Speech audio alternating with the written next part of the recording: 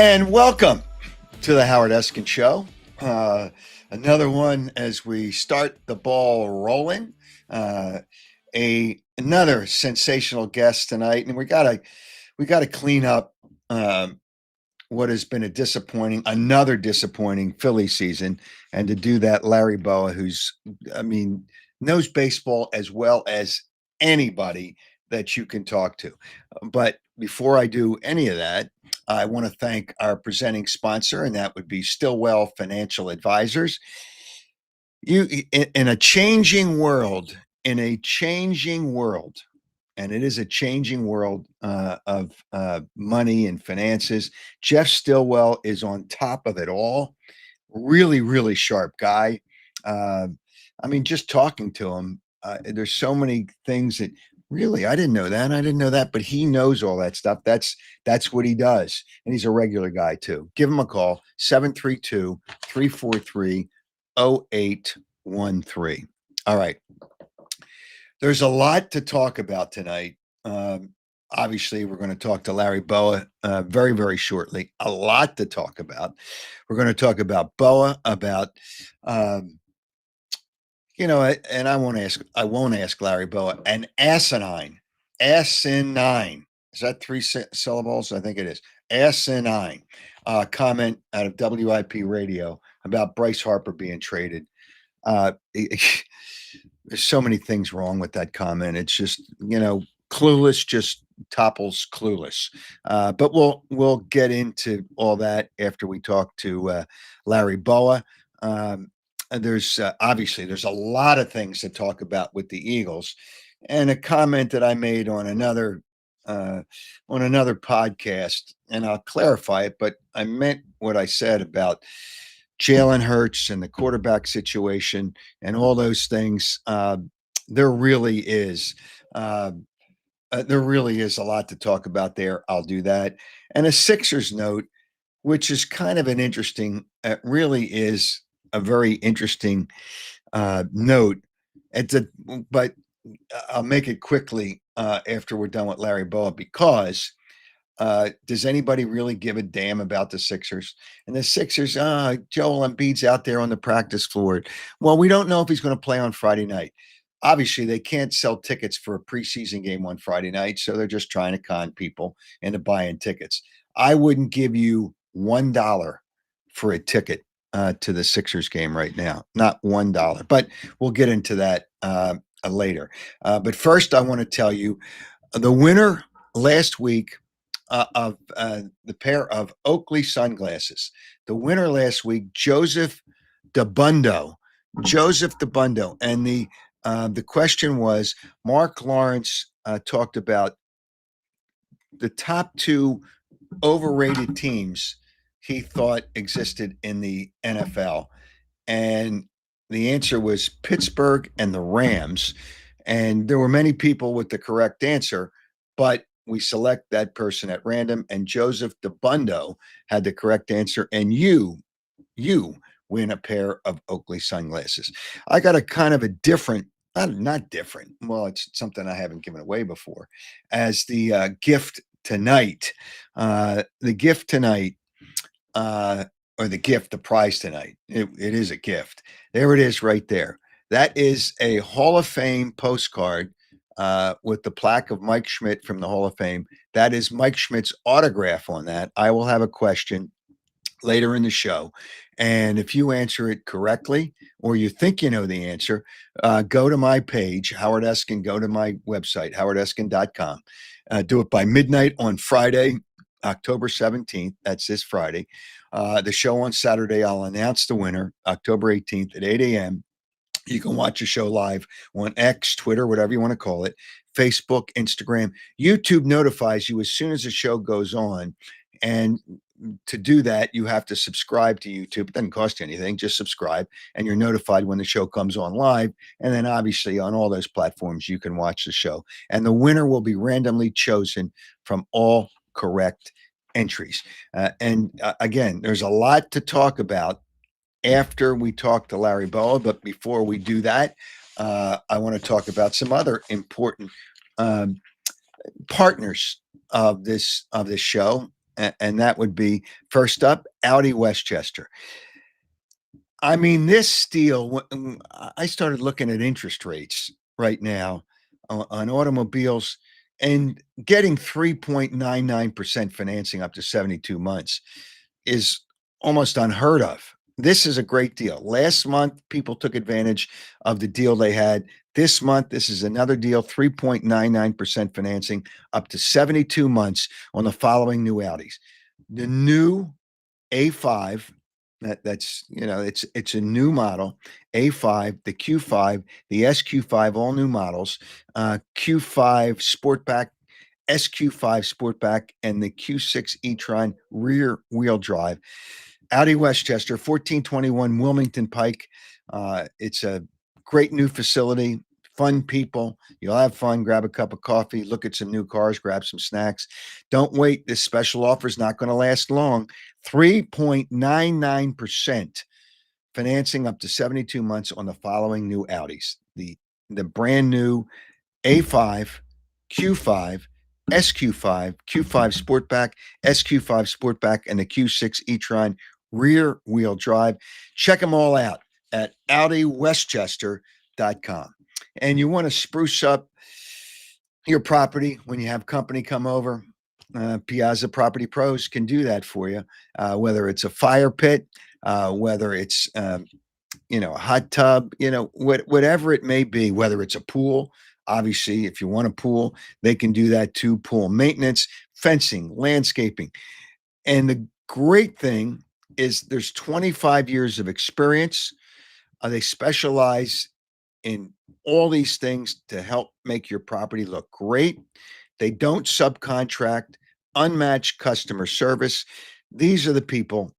Trust Piazza Property Pros for all those things: fencing, landscaping, pool maintenance, hardscaping, excavation, whatever it is. Give them a call, 610 566 2608. Schedule a free consultation. It's free. Not everybody is free when they come out for a consultation.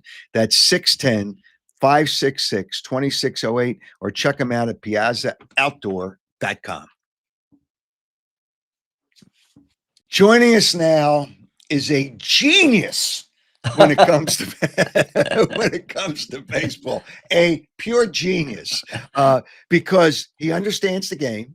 He knows how the game should be played, how the game was played, and we're going to talk about that. But obviously, Larry Bowa we're going to kind of go over another disappointing year for the Phillies. But when you went, and thanks for jumping on. Okay. When you went in to this postseason, did you have confidence that things, and I'll say, would change with the team not just being a home run hitting, just depending on the home runs, I should say? Did you hope that would change?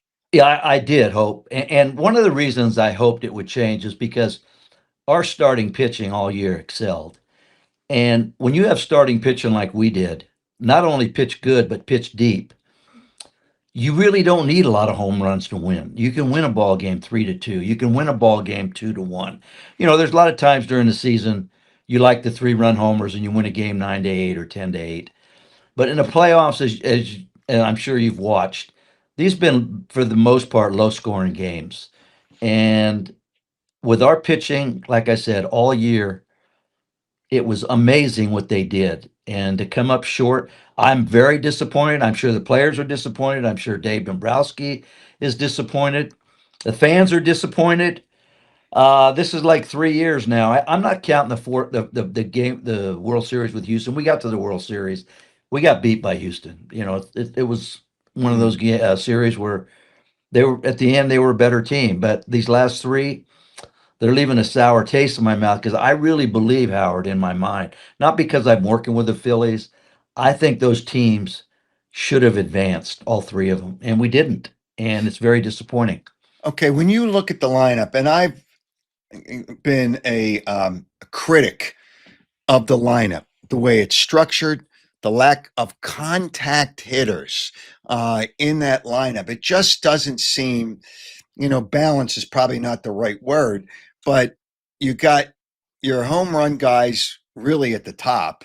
And what home run guys you have? You have Turner, Schwarber's really the only home run guy, really, when you break it down in today's game. Hitting 20 some home runs is not a big deal anymore. When you got your home run guys at the top, and then you don't have contact hitters, I I don't like the structure of the lineup. Do you like the lineup the way it's structured? And I like Rob Thompson. It's not he has to, he doesn't have to, but he does. He follows all that analytic bullshit. But do you like the way the lineup is structured? I would say that looking back, starting 3 years ago, I'd say, yeah, I like the way it was structured because we scored runs. But after coming up short 3 years in a row, maybe there has to be some tweaks in that lineup. Maybe we have to change some guys in the batting order. Maybe we have to make some trades. I mean, that's what Dave Dombrowski and John Middleton, that's their job for this coming winter. This is just me talking. I think it's going to be hard to bring back everything the same. I think there's got to be some tweaks somewhere. The pitching to me is still our strength. Uh, would I like to have Ranger back? Yeah, but I'm sure he's going to. His asking price is going to be off the chart. His agent is Boris, but hopefully we get a healthy. And after a year, maybe year and a half, Painter is back. I like, and we're going to keep our fingers crossed with Wheeler. That's a big question mark. Those guys with that operation, it takes time to get back to where they were before. So I'm still happy with our pitching, but I think the lineup, just listening to comments and everything, I think there's going to be some tweaks to that.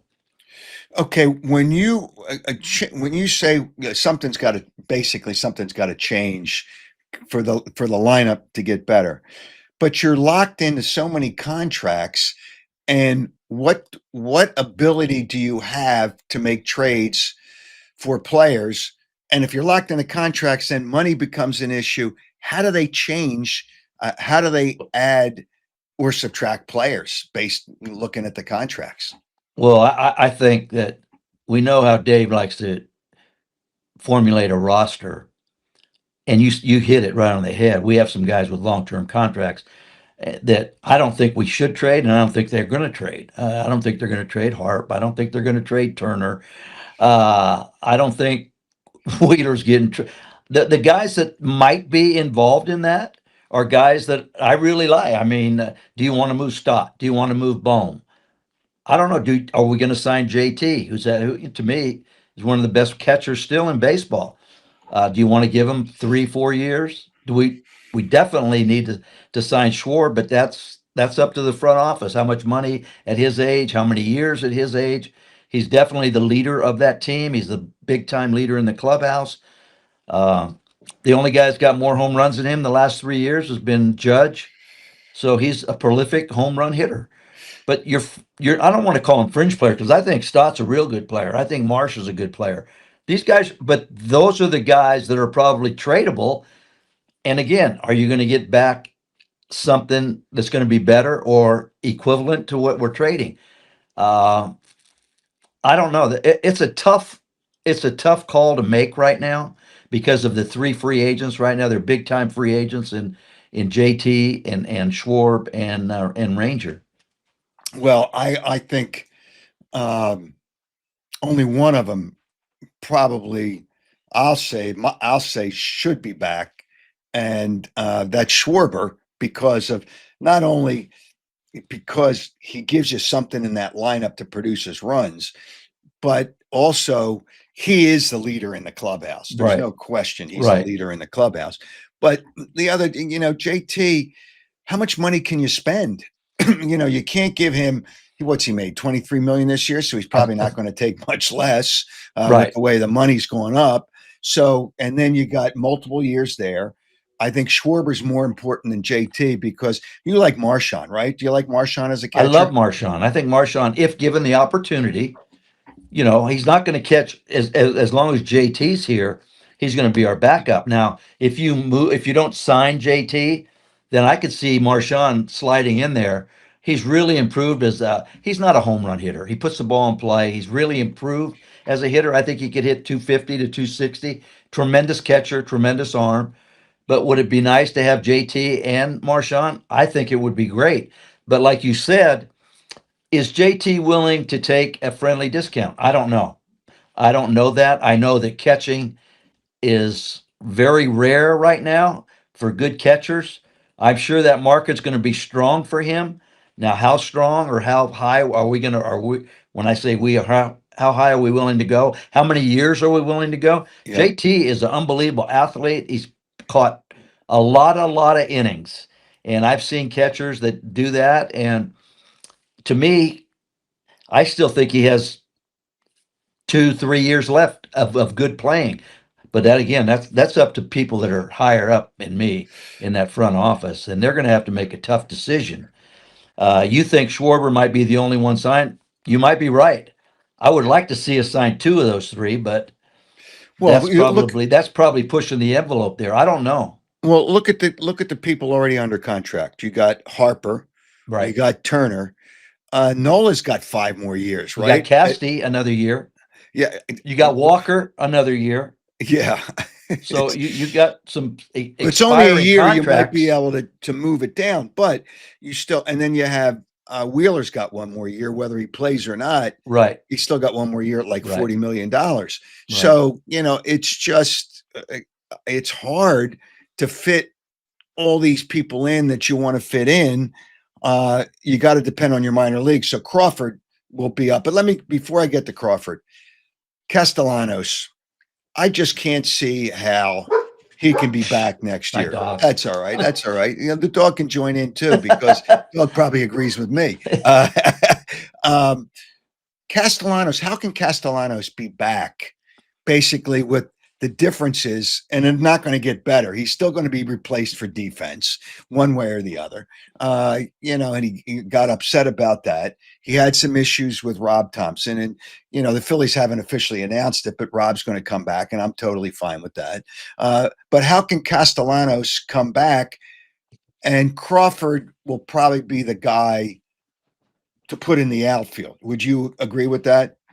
Crawford definitely has earned a spot on this team next year. I don't know how many more years he's going to go to the minor leagues and keep hitting over 300. Um, in my opinion, Crawford's going to be on one of those outfielders. Probably, I think he's a very good left fielder. He can play center. Um, but in answer to your question about Castellanos, if he comes back, and that's an if, him and Rob have got to mend the fences, whatever is going on there. And that's going to be something that to keep an eye on this winter because I know one thing about Casty that I will say, he wants to play every day. His work ethic is off the charts.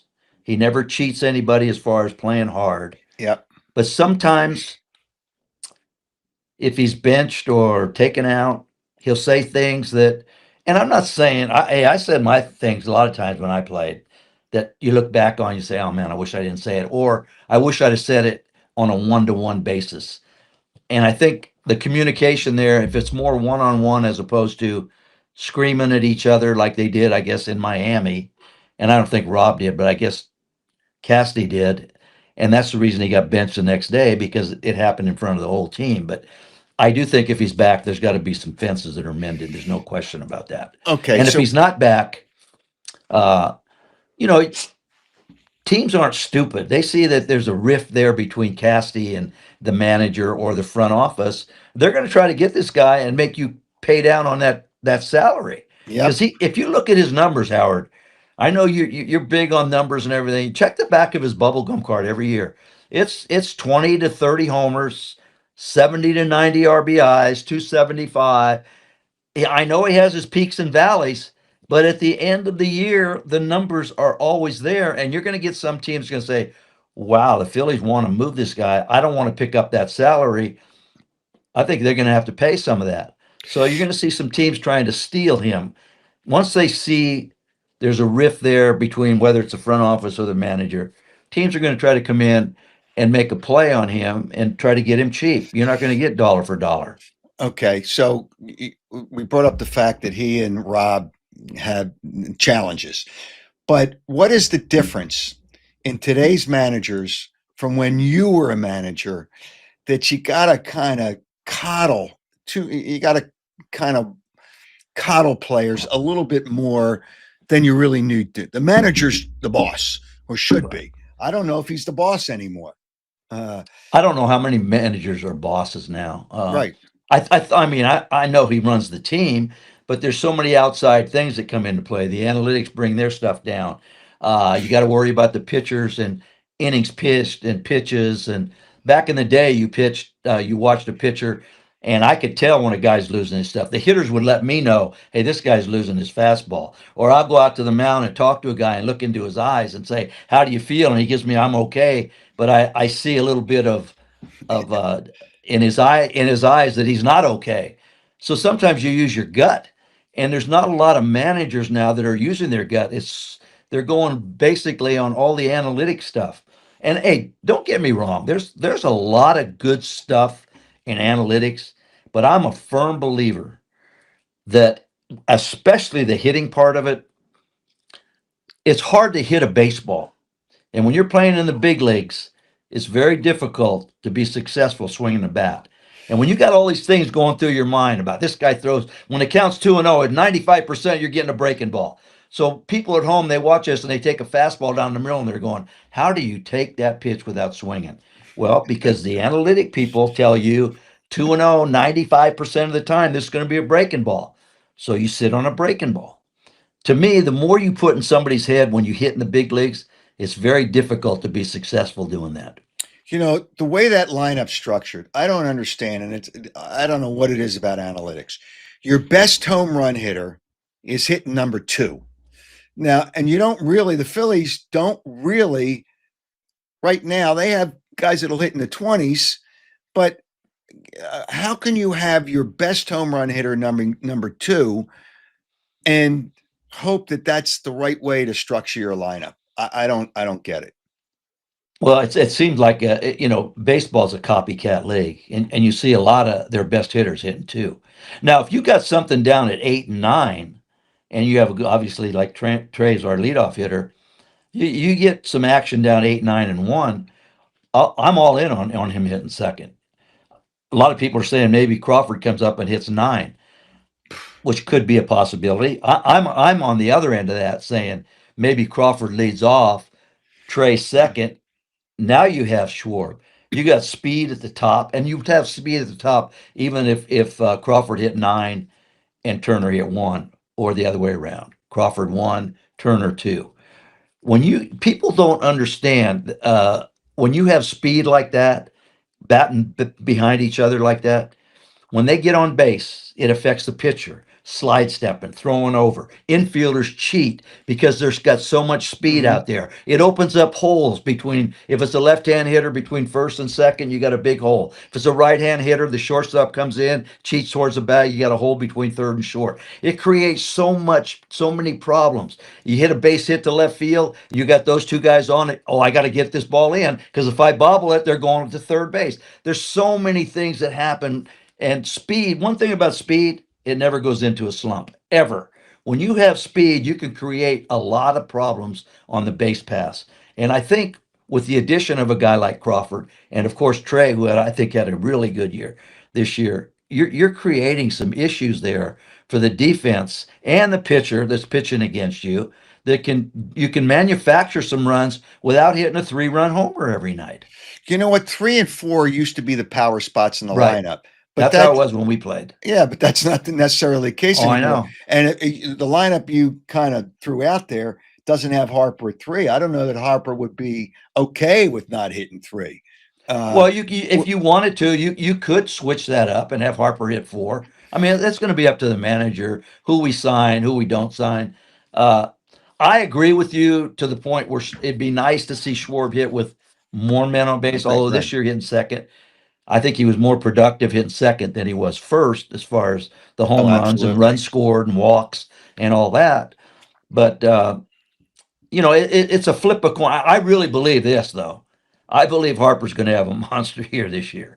I just feel that this year, with a couple nagging injuries and things like that, I think in his mind, he knows there's a lot left there, and I expect him to have I do have expect him to have a monster year this year. Well, he better have a lot more. He's got 6 years left with a contract. So Right. I don't know if the end of that's going to be good enough. Analytics drives me crazy. And as a baseball guy, and that's what you are, and I think Rob Thompson is, but it's everything, these computer printouts, and I know these guys come down, and I guess they talk to them during the week before games, and all these analytic guys. It's just who never took a pitch, but that doesn't mean anything. You don't have to play the game, but you Right. have to understand it What more than just looking at a computer screen. Uh, what I don't understand about that part of it, they have pockets. They call them pockets. When this pocket comes in the sixth inning, this pitcher matches up with this pocket. Okay, now say this pocket that they're pitching to, they don't hit breaking balls very good, and the pitcher you're bringing in has a good breaking ball. So what happens when that pitcher you bring in doesn't have his breaking ball that day? You can't look into a crystal ball and say that breaking ball is going to be here every time he goes on the mound, and these three guys that are coming up cannot hit breaking balls. It baseball, it changes from day to day, inning to inning, pitch to pitch. You can't tell me a guy with a good breaking ball is going to have a good breaking ball every time he comes into the ball game. It doesn't work that way. If it worked that way, just throw everything into the computer, let these guys pitch to these pockets, make out the lineup. It's not that easy. I mean, I'm watching this game, the Dodger series, and I loved it. What I saw, I loved the 8 innings. I loved the complete game. And then I look at another side of the coin when I see elimination games and you have bullpen games starting. An that's amazing. elimination game, you have bullpens starting the game, which I think is totally ridiculous. I think it's an embarrassment to baseball because teams carry so many pitchers. The Phillies aren't the only ones. Would they carry 11 or 12 pitchers Right, into the playoffs? Teams right. carry so many pitchers. Why do you have to have a bullpen? You have starters there. And who was it?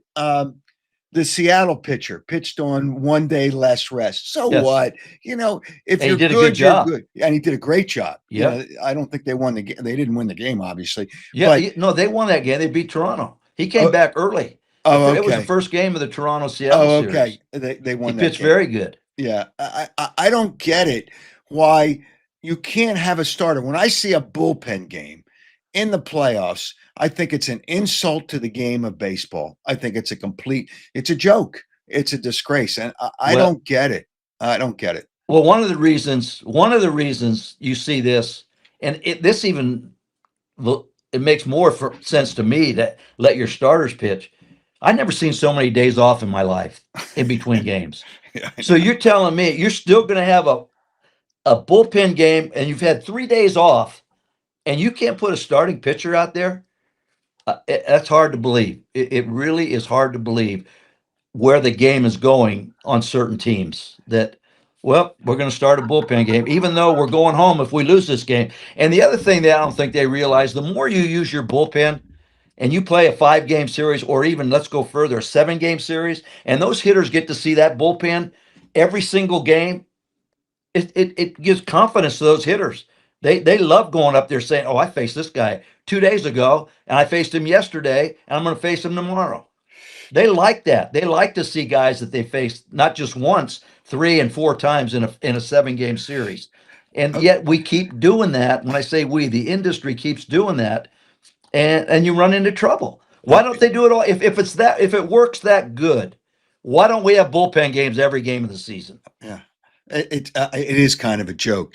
The I know the game is about the fans and it's about entertainment. When Duran, and he's the best closer you have, I think he's good, but I don't think he's as good as people. It seems like every game he comes in, he always gives up a hit. He always gives up a hit, and his record for a reliever is like almost like right around 500. How does that happen? But he's the best closer that the Phillies have. There's I no like him. question. I like him a lot. Okay, all I right. think he's got a great arm. I think he's got a multitude of pitch. He just doesn't throw a fastball at 100. He's got a split. He's got a breaking ball. Um, How do you like he all the ran into lights? trouble. He ran into trouble when we walked Otani, and then he walked a big run in when he walked Betts. Right. Other than that, I don't It's know gonna about it's all the lights. The lights and the flashing and everything going off when he comes in Philadelphia. It just have a come. I don't know how much a pitcher feels that feels good or well, bad. Uh, I think those guys they like that. The only thing that I would do different, this is just me now. I know it's old school. yeah, I'm not going. I like when he comes in when we're ahead or tied. I don't like to see it when we're down. When we're down three to right. one and we go through all that to keep the score the same way it is. I mean, that's just my preference. We're losing 3 to 1. Do we need to have all that uh, before he throws a pitch? Now, if Yeah. it's tied or it's a save, I'm all in for it. If it psychs him up like that, I'll go for it. But when you're down 3 to 1, that's like when a guy hits a home run and scores 8 to nothing, and he crosses home plate and he gives you like he just won the World Series. Yeah, I'll right. never understand that. But again, that's the way the game is now. And if me as a person wants to stay in it, you have to accept it or deal with it, I should say. There's a lot of things that go on now that never happened when we played, and I know it's a different game now. The game's evolved differently, uh, but to me, when you're losing a game by 7, 8 runs and you do something really good, what are you celebrating? Now we're only down 7 runs. The bottom line is you're trying to win a ball game, and that home run, what's it get you within 7 now? It's a meaningless home run. Are you as big on structuring a lineup with righty lefty, or lefty righty? Do you have to break it down like that? If a player's a good player and he's hitting in the top six of your lineup, he should be a good player. He should be able to hit both left-handers and right-handers. Are you big on that? No, because I think we showed it this year. The Phillies. I mean, Harp and And Schwarb hit back Schroeder. to back all year, Yeah. and left-handers didn't bother either one of them. If you're a good hitter and you're left-handed, I let them hit, let them play. Yeah. Now, if you got a weakness there, I'm all in on the left, right, left, right, left, right. But if you got left-handed hitters that can handle left-handed pitching, I wouldn't matter if you strung three of those guys together. If they're good hitters from the left side, let them play. All Let them right. play. The Phillies lineup. If you had to structure it, assuming the lineup's going to be close to the same, see, I know when I still saved the lineup card I gave Rob Thompson, I had Stott leading off and Turner second because Stott works a pitcher. So I'm okay with him leading off. And I think he's better than he showed this year. I think he's a better hitter than he He showed is. this year. He is. Okay. So, but leading off gives him, pride and, he's got to, really grind a little bit more. Stott, Turner, Harper, and I would Schwarber. have Schwarber. no, because I wouldn't have the two lefties together. Why? They hit I'd left-handers. wait a minute. I'd put Bohm at 4 because he's the best contact hitter on the. Yeah, he is. He's He the best is. contact hitter on the. And everybody every year they say, well, they want to trade him. I don't understand that. He's the best contact, probably the only real contact hitter you have on that team. You put Bohm and then you put Schwarber, and 5. How can you hit Schwarber 5? It's okay because you can flip it around some of the games. But if you had a lineup, how would you go the first 6? Because we don't know what the bottom of the lineups. Wow, man, that's tough. Uh, I don't think you'd be wrong in putting Stott first. I know he didn't have the kind of year we all hoped Right? he'd have. He had a good second half, I think. But I would still go. This is just me now. Okay. I would go. I'm assuming that Crawford Crawford's makes our got to ball be club. here. I Yeah, would right. I would like Crawford to bat first and Trey Turner second, and then I'd have Harp and Schwarb. Those are the first four. Then I'd have Bohm as five, and then you could go Marsh. You could do a lot of things. You could go Stott. Uh, the thing about our lineup, Howard, a lot of those guys can hit in different spots, and I know you want Harp and Schwarb in the right in the middle. I do too, because they're Yeah. they're the impact players. I agree with you on Bohm. If there's a man on third base out of everybody in our lineup, and they bring the infield in like they always. I like Bohm hitting because, like you said, he's a good hitter. He puts the ball in play. He doesn't strike out as much as a lot of players strike out. And then, at the bottom, I mean, you could have Stott down there. You could even if you don't want. Crawford, you could have Crawford hitting 9. JT, if he's back, he had a good second, I say month and a half. The last month and a half, he played good. There's so many ways you could go there. The thing that I would like to see, I'd like to see a consistent lineup where guys know who's sitting in front of them, who's sitting behind them. And I Yeah. know that doesn't exist anymore in baseball because the analytics bring down, well, this guy's 0 for 16 off this guy. Uh, I presented a question about, I don't know, 3 years ago, because we get to talk to the analytics. The analytics that work for the Phillies, they listen. And I brought up the thing, I said, we go everything on numbers. So I'm going to throw a hypothetical at you. We're in the World Series and we're playing Houston, and Harper is 0 for 18 off this pitcher that's pitching tonight. Do we sit him? I don't care if Harper's 0 for 50. Right. Harper's not sitting. Right. But the analytics say, well, you're better off putting a right-handed hitter here because Hart doesn't hit the. But when I presented that to him, he gave me a couple of looks and he went, man, that's tough because Harp's a super player. I said, well, no, no, no, no. Well, if we're going to go with this rule, the numbers don't add up. Then if they don't add up, then Harp's got to be benched, right? Like, and then I told him if Harp's 0 for 50, Harp's hitting in the same spot because in one pitch he can turn a ball game around. Right. There's certain guys you leave alone. I don't care what they're hitting. I don't care if they're 0 for 30. They're impact players in your lineup. And the only way they're going to come out of it is to keep playing them, and they're going to get their hits. And that I like a set lineup because you know who's in front of you, who's behind you. But there's so much now, like you said, if a left-hander's pitching, well, we can't have left-handed hitters playing because this guy's tough on them. Now, I will say this: watching the game the other night, I don't know how many left-handed hitters would have hit the Dodger pitcher the other night. He was he was off the charts. Who you're talking about? Snell. Snell, he was. Oof. I mean I, the last 2 games the Dodgers pitched, I can't get on Milwaukee. Those pitchers dominated the game. They beat up the strike zone, not down the middle. They lived on the edges. They changed speeds. They went up, down. They went in, out. They just messed up the rhythm of the hitting, and it was fun to watch the old school type playoff games when you got 2 pitchers, give them 17 innings in 2 games on the road. Okay, here's what, and I saw this number either today or yesterday. The first 3 starters for the Dodgers make $86 million. The 26 man roster of Milwaukee only makes $80 million. You mean the franchise? Well, yeah, but I guess your payroll is more than just the 26 players, right? Because you add play, but right. the 26 rostered players that I guess they started the season with made 80 million, and the top 3 Dodgers pitchers made 86. There's a discrepancy there. There's no question about that. I don't know. They got to have a salary cap.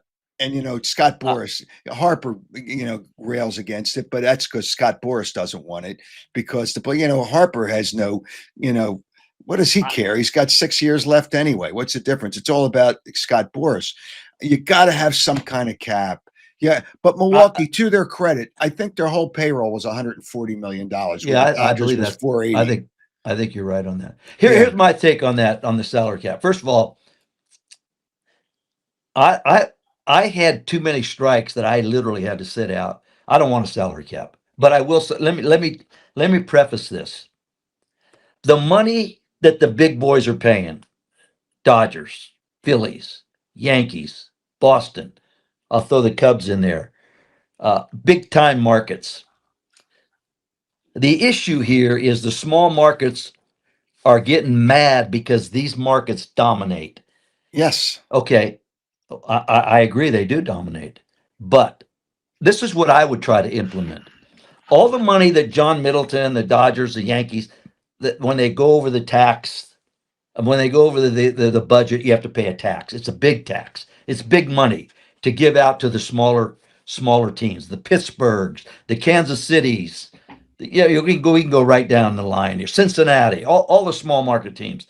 So here's my thing: how to solve this. The money, the checks that these small market teams get, from the big boys, they have no, That's they have to not giving the dog put enough that money. money. They have to put that money on the big league field, not Yep. in their pocket, and not say, "Oh, we're taking care of our minor leagues." Yeah. That Right. money's got to go on the big league field. In other words, if Pittsburgh gets a check, I'm just using a number, $50 million. I'm just using that. Right. That 50 million's got to go on the big league field Right. because we're the Phillies. All the big market teams are taking care of the secondary markets. But they're a lot of these secondary markets are saying, well, we're putting it in our farm system or we're doing this. No, no, no. The checks you get from the guys that are overspending, it has to go on the big league field. I think you could solve some issues there. Now, will they be as good? Maybe not as good, but they'll be more competitive, I think.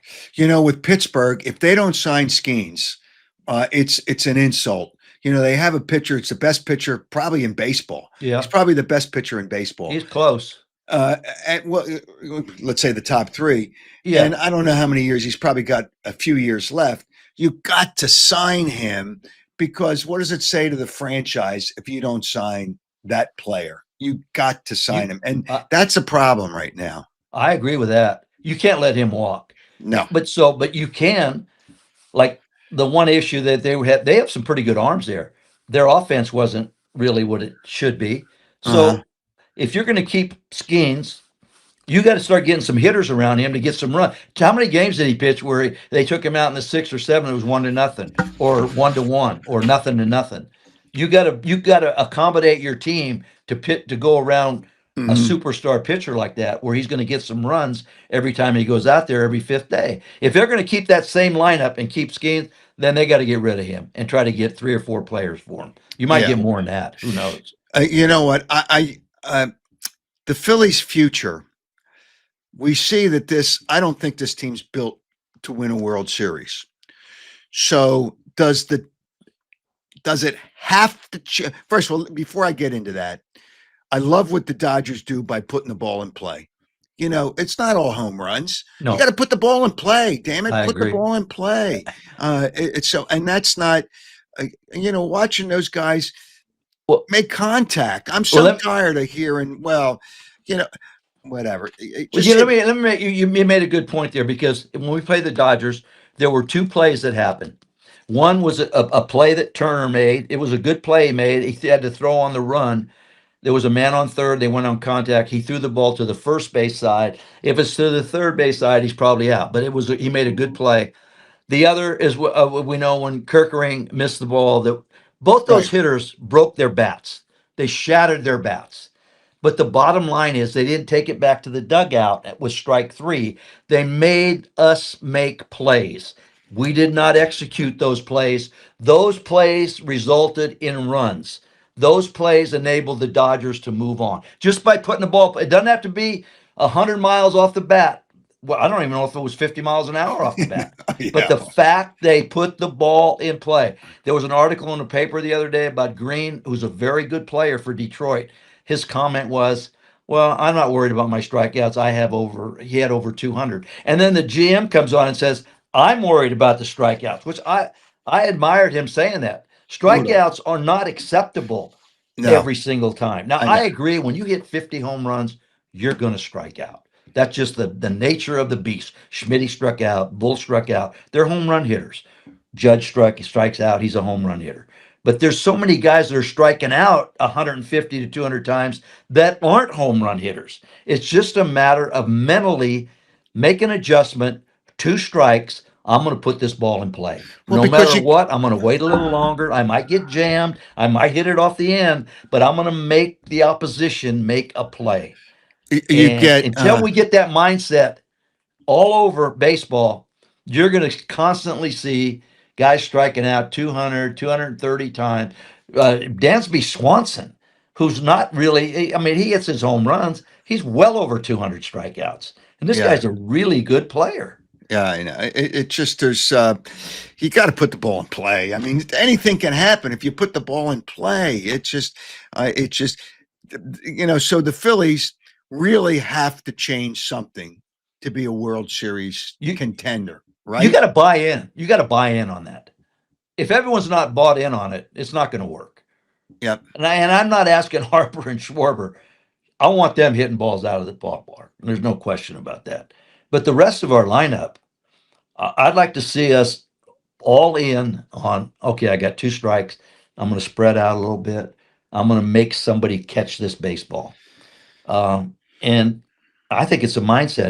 It's not they don't have the ability. They all have the ability. It's a matter of do they want to do it. But again, now we go back to why are guys getting paid? They're getting paid for hitting balls in the seats. Pitchers are getting paid to strike out hitters.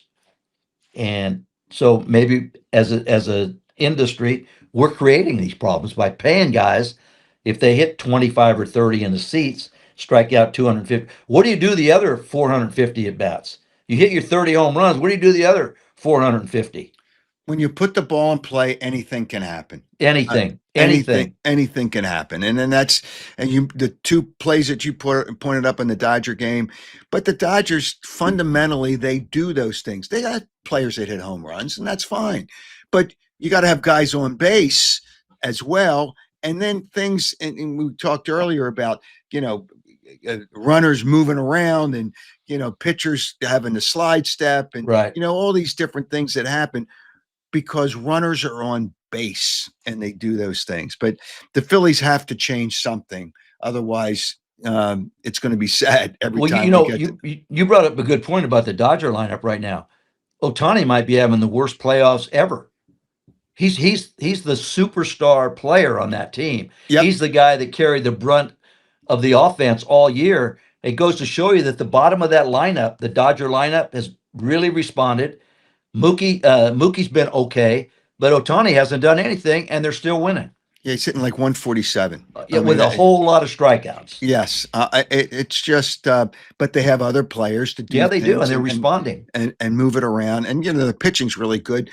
There's no question the pitching's important, but you got to score runs. I mean, the Phillies had 4 hits and 1 run in the game that they lost the series. Hey, listen, they had good pitching, but it didn't matter. You have to score. You don't win 1-0 games. That doesn't happen anymore. It's just, No, you and know, and the other thing, you're right. It's hard to win a 1-0 game, but how many games do you see that's 10-9 in the playoffs? Not very many. no, You're exactly right. facing good pitching. That's why it's imperative that you put the ball in play. When you have a man on third base and the infield's in, I don't know what they say your average, if you're a 250 hitter, it goes to 300 because the infield's in, it opens up holes. Put the ball in play. You Yeah, can get jams and bloop it over the infield. You can hit a chopper off home plate. You can make an infielder go to his left, make an off balance throw. There's so many ways that you can create runs without getting a hit or without right. hitting the ball in the stands. Yeah. It's And just, if you don't have that mindset, and it's got to be a mindset where you're committed to, I'm not striking out here. I'm going to battle. And I'm not saying you're going to go a whole year without not striking out, but for the most part, battle up there and show the pitcher, hey, I'm not striking out here. You're going to have to show me everything to get me out here. I'm going to yeah, put it in play.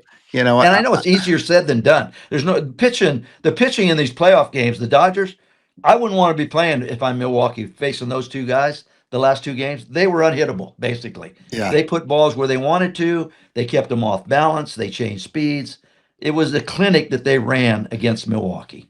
Well, it's things obviously have to change. I'm glad to see, and as we do this, the Phillies haven't announced it yet, but it's out there. Rob Thompson's back. It's not him. He kind of follows the analytics part of it.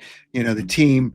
It's the players got to make plays. Players got to get on base. Players got to do the things that they need to do. Now, that's not to say that they don't change some of the coaches, but something will change just to appease, like try to appease the fans. But something's got to happen in the off season. I don't know. Be interesting to see what happens with Schwarber. That's going to be something to keep an Well, eye on. I know one thing. It's not just going to be a one team pony here. There's a whole lot of teams that would. I personally, I love Schwarb. I want Schwarb here. And I know Dave wants him here. I know John Middleton wants him here. I know the fans want him here. But when you play out a whole year and you've earned that right to be a free agent, you would be cheating yourself, your family, and all your friends if you don't explore what's out there. And I'm sure Schwarb loves it here. But Yeah. he owes it to himself and his family to go out and say, okay, What do you have to offer me? And I this is don't his think he's last. going to go to a second division team, No, and personally. this is his last contract Right, at his age. So he's right, got to take whatever he can get and go to a good team. And right. if it's the Yankees or if it's Boston, Boston's been Cincinnati's going to be a good team. They're not. they They're got it. on the They've done a edge. good job. Tito's Yeah, done a good job. yeah, Yep. and he's from Cincinnati. I don't Right. know that that makes a difference, but whatever. We'll see what happens. Hey, Bo, it's always good to talk baseball as the way we know it, or the way we knew it, I guess is the term. It's just, if we were running the team, we'd fix all this stuff. But I don't know if we'd fix it, but but we rely. I think you rely. I think you can do both. I think you can be old school, and I think you can put analytics into this equation.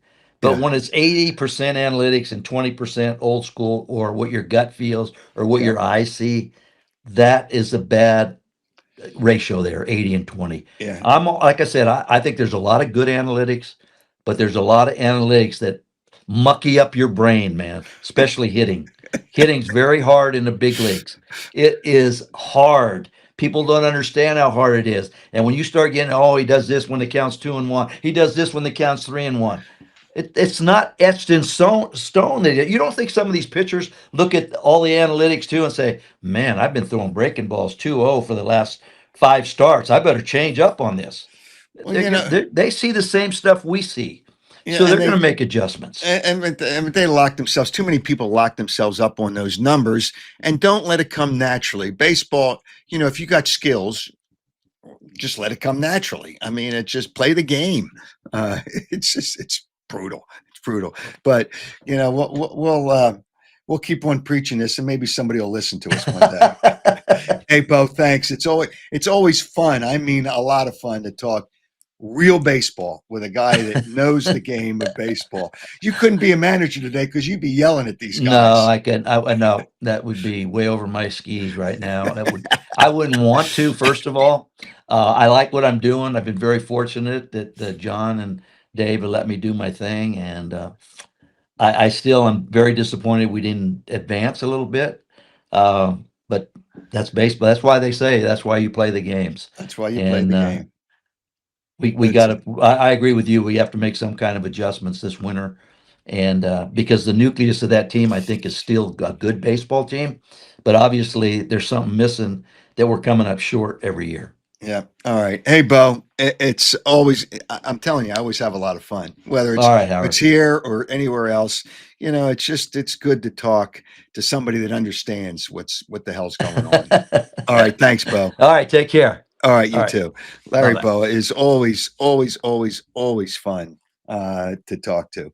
And I also want to tell you that this fine program is presented by, and I've told you this earlier, Jeff Stillwell, because if you have any wealth, Jeff can help you with that wealth. In the changing world that we live in now with financial stuff, Jeff Stillwell knows his stuff, really does. And here's a number. You talk to him and find out, the things that maybe you have questions about. He can answer it. And who knows what could happen. 732-343-0813. That's 732-343-0813. Also, there's a great deal going on right now at Audi Westchester. When I started checking and seeing what the interest rates on financing on automobiles are now, 3.99% is mind-boggling. It's not even close to what's out there when you purchase an automobile, and that's 3.99% financing for up to 72 months. If you don't take advantage of this, you are missing something. On the new Audis, the new redesigned A5, Q5, SQ5, Q5 Sportback, SQ5 Sportback, and the Q6 e-tron rear wheel drive. Stop by Audi Westchester for more details. Their all new facility is fun. You go in there, grab a cup of coffee, grab some snacks, and it's fun looking at automobiles. 1421 Wilmington Pike. Don't wait. This special offer is special. 3.99% financing up to 72 months on the new Audis, new redesigned A5, Q5, SQ5, Q5 Sportback, SQ5 Sportback, and the Q6 e-tron rear wheel drive.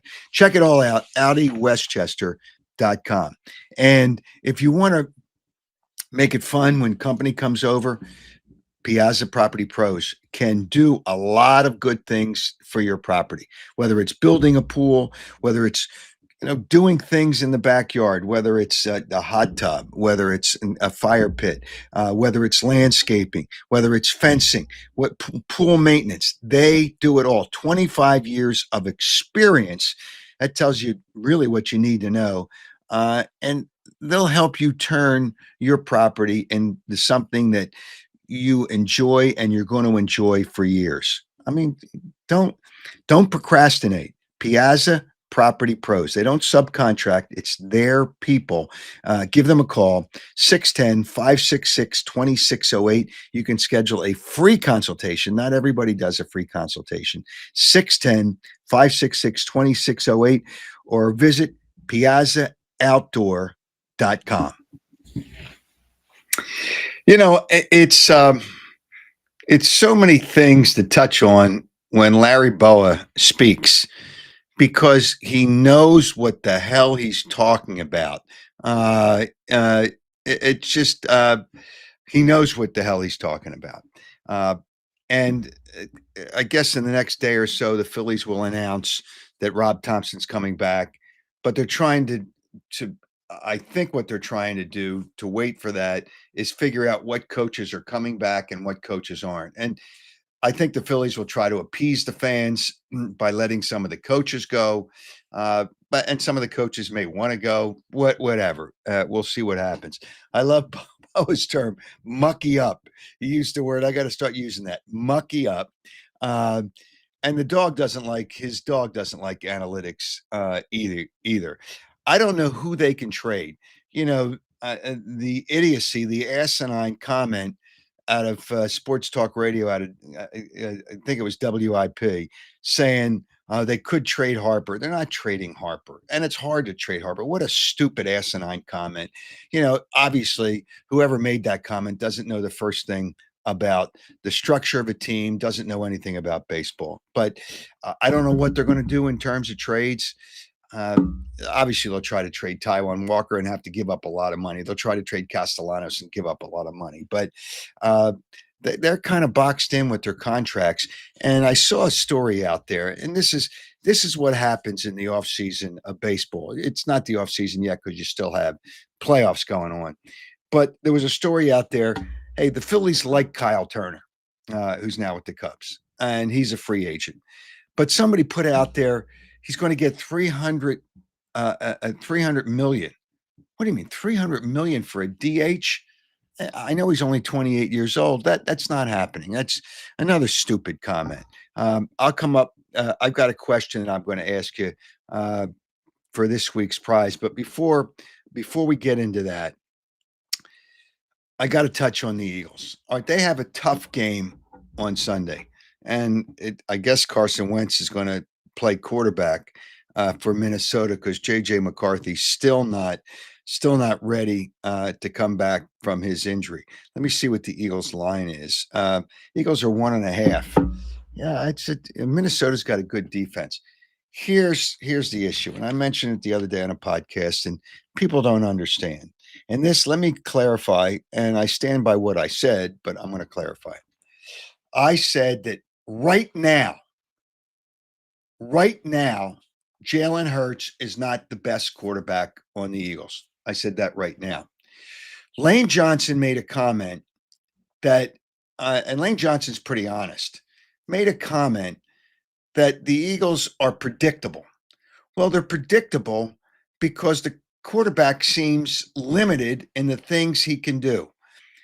Tanner McKee is a sharp. He's not as athletic, but he's pretty damn good. He's got a great arm. He makes really good reads. He goes through his progressions. He'll find open receivers. And we've seen Brian Baldinger breaks down a lot of tape each week. And we've seen on the tape, there's open receivers. When Jalen Hurts threw the interception, A.J. Brown was open in the end zone. Now, you're not going to find all the open receivers. But I'm telling you, and somebody implied, well, I said he should be benched. And I see somebody with a comment here saying Hurts isn't the best quarterback on the team is crazy. Well, that's because you're so in love. You got to look at what's happening here. Their offense has to be better, and it's not the offensive coordinator. They're 30th in the damn league. Other teams want Jalen Hurts to pass. That's why they stack the defensive line, then don't allow the Eagles to run the football. Hey, listen, I'm not going to be, uh, critical of Jalen Hurts just because he's Jalen Hurts, but he's got to be better. And right now, he's not good enough. He's not good enough if the Eagles hope to go deep in the playoffs and go back to the Super Bowl. I don't think they're a Super Bowl team right now, but there's some teams in the NFL that are leaking oil too. But I just said right now, Tanner McKee is. People don't realize how how well he can run an offense. I've seen him at camp. I've seen what he can do. Uh, there's more creativity with Tanner McKee because he can do more things. And players are complaining about it. It's not just AJ. Lane Johnson doesn't go out there like AJ did, but which he shouldn't. He just said we're too predictable. That's because they're limited because Jalen Hurts doesn't make all the reads he needs to make. And to saying Hurts isn't the best quarterback on the team is crazy. Well, then and call me crazy. Call me crazy. Right now, they can't change. They won't change. They shouldn't change. He has got to get better if the Eagles are going to have really any kind of real success. He's got to get better. It's just they're not running the ball well because the other teams are defending against that. Don't you? I mean, you can see they're going to play in the next 2 weeks. They're going to play Minnesota, good defensive team. They're going to play the Giants, and then they have a bye. Good defensive team. You're going to have to do more. It's just you're going to have to do more. And if they don't do more, this ain't going to work out for the Eagles. And I'm so sick and tired of you nitwits, you morons, blaming the offensive coordinator. It's just there's a lot of things that Jalen Hurts can't do as well as Tanner McKee. Now, Tanner McKee obviously doesn't have the physical skills, although he does have a stronger arm. Jalen Hurts runs a lot of plays out of the shotgun or the pistol, whatever you want to call it. Pistol, shotgun. And the reason he does that is because he can't really survey the defense well enough when he's under center. Now, what that does, the play action is not as effective. And I know coaches and Kellen Moore last year wanted to run more plays under center because he wanted to run more play action. Now they won a Super Bowl. So that's great. And everything fell into place because they could run the football. But right now, to be better at play action, you've got to be better. Not saying it's the end all be all.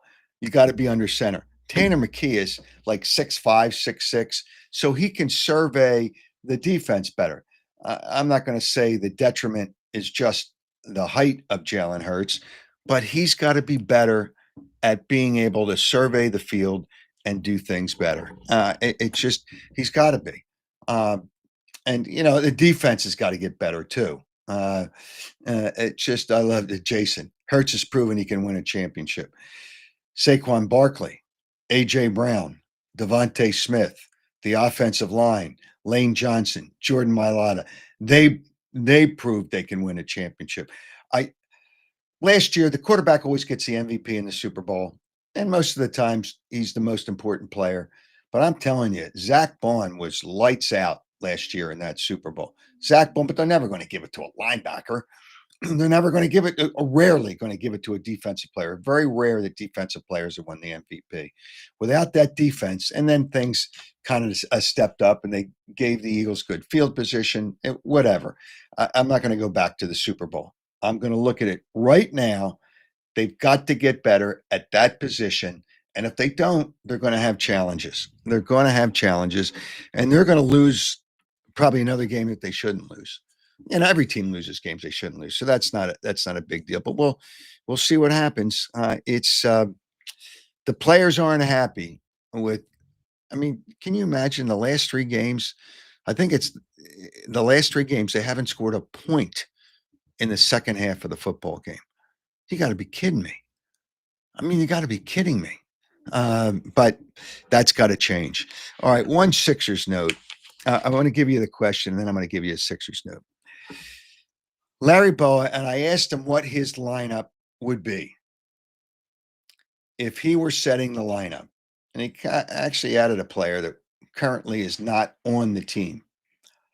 Just give me the top. I'm going to make it tough for you. Give me the top five. And the top five of the lineup that Larry Bowa, just kind of thinking out loud, would make the lineup, and you will win a autographed Hall of Fame postcard signed by, that's Mike Schmidt's autograph on there. You answer the question, go through my contact page at howardeskin.com.